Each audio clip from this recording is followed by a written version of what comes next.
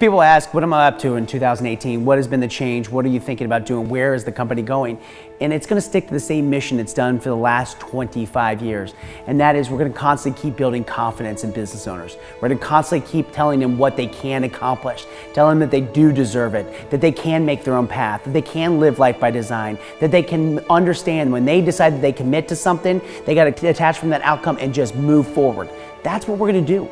That's what we're going to do each and every day. From 18 and 19 and 20, we're going to continue to give more people opportunities. People that don't want to have glass ceilings, that want to be able to break through it, want to work when they want to work, make what they want to make. That's what we're going to do here at Pure Romance. That's what I'm constantly doing. When people ask, why do you travel 250 days a year? I travel 250 days a year because I love what I do, and I'm going to continue to give business owners the confidence that they need and the confidence that they deserve. If you would have asked me 25 years ago what I would have been able to see, I don't know. All I know was I felt like a racehorse. I felt like I put my blinders on and I just went at it.